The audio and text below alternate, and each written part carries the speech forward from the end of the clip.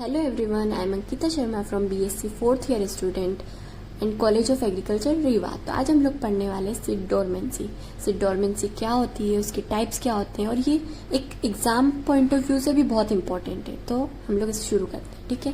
तो आज हम लोग इसमें पढ़ेंगे, इंट्रोडक्शन पढ़ेंगे, टाइप्स ऑफ डोरमेंसी पढ़ेंगे, सीड डोरमेंसी क्या होती है, उसको होती कैसे है वो, और उसको हम ट्रीट कैसे कर सकते हैं। So let's start. डोरमेंसी क्या होती है? During the development cycle of plant at the some phase certain structure like buds, tubers, seeds go through a period of temporary suspension of growth activity or slow down for a period of time or deep sleep. Such a state is called dormancy. Dormancy वो state होती है जब चाहे हम plant की बात कर लें, चाहे ऑर्गेनिज्म की बात कर लें, चाहे हम लोग ह्यूमन बींग्स की बात कर लें, वो एक ऐसी स्टेज है जहाँ रेस्टिंग स्टेज होती है या इनएक्टिव स्टेज होती है। वो थोड़े टाइम के लिए वो इनएक्टिव होते हैं जिससे वो दोबारा एक एनर्जी के साथ लौट सकें। This minimizes metabolic activity and therefore helps an organism to conserve to energy. तो ये हम लोगों ने बात करी डोरमेंसी के बारे में। अब हम बात करते हैं सीड डोरमेंसी।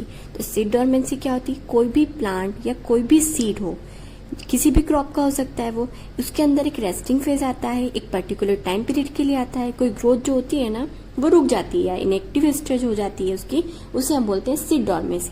हम उसका एक एग्जांपल देखते हैं, जैसे कि वीट की सोइंग हम लोग कब करते हैं? नवंबर दिसंबर में करते हैं। हार्वेस्टिंग कब करते हैं? मार्च अप्रैल में करते हैं। तो क्या ऐसा होता है क्या कि हमने मार्च अप्रैल में उसकी हार्वेस्टिंग की और तुरंत बाद हमने उसकी सोइंग कर दी? ऐसा नहीं होता ना। कभी हम सोचे कि उसको हम वापस से उगा के देखते हैं, मतलब उसकी सोइंग करके देखते हैं, तो क्या होता है कि उसकी जो मैच्योरिटी होती है उसके बाद वो डोरमेंसी में जा चुका होता है।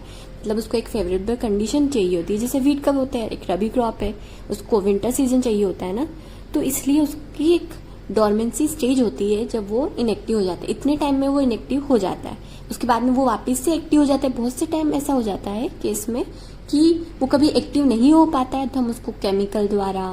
वियरिंग नाम के साइंटिस्ट 1969 में उन्होंने बताया था, डिफाइन किया था कि dormancy as any phase in the life cycle of a plant in which active growth is temporary suspended. तो जो सीड डोरमेंसी होती है वो 2 टाइप्स की होती है, एक्सोजीनियस एंड इंडोजीनियस। तो हम लोग पहले बात करते हैं exogenous dormancy. Is caused by condition outside of the seeds embryo. An example of exogenous dormancy is when the seed coat is too durable for moisture to infiltrate, effectively preventing germination। क्या होता है कि seed जो होता है ना, उसको moisture और वाटर बहुत रिक्वायरमेंट होता है, उसके बिना क्या जर्मिनेट होगा? नहीं ना। तो इसलिए एक्सोजीनियस के अंदर भी 3 टाइप की डोरमेंसी आती है, फिजिकल डोरमेंसी, मैकेनिकल डोरमेंसी और केमिकल डोरमेंसी।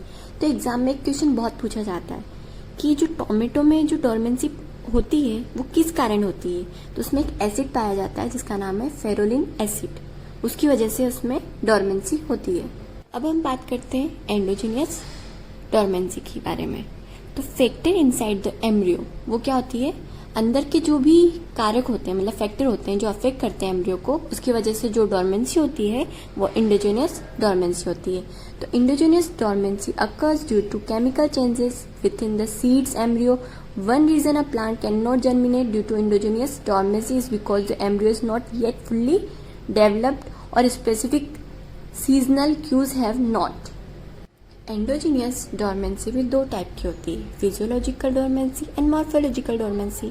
फिजियोलॉजिकल डोरमेंसी में क्या होता है? जैसे कि पीएच का चेंज होना, हार्मोनल चेंजेस हो गए हैं, ये सारा क्या होता है? फिजियोलॉजिकल चेंज की वजह से होता है।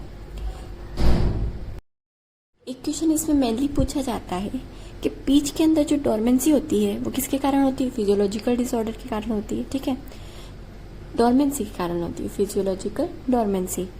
तो पीच के अंदर जो होती है ना डोरमेंसी, वो किसके कारण होती है? एब्सिसिक एसिड के कारण होती है।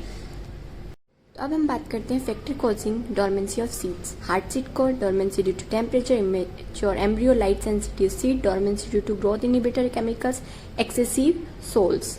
ये सारे जो होते हैं फैक्टर्स होते हैं जो कि सीड डोरमेंसी के होते हैं, ठीक है। अब बात करते हैं overcoming of seed dormancy. Scarification and stratification 2 methods होती हैं। स्कैरिफिकेशन में हम नॉर्मली बात करें तो स्कैरिफिकेशन मतलब होता है कि जो सीड होता है, जो हार्ड सीड कोट होता है, उसको रब करना या तोड़ देना उसको, ठीक है, या मैकेनिकल यूज कर तोड़ सकते हैं हम। तो scarification is a pre-treatment of seeds that aims to break seed dormancy and accelerate the occurrence of uniform seed germination. Scarification is a way to provide a permeable condition of seed through puncturing, burning, breaking, filling and scratching with knives, needles, sandpaper and other tools. इसमें एक important question पूछा जाता है कि cotton की seed dormancy को तोड़ने के लिए हम क्या यूज करते हैं। तो कंसंट्रेटेड H2SO4 10:1 की फॉर्म में हम यूज करते हैं। अब हम बात करते हैं स्ट्रेटिफिकेशन की।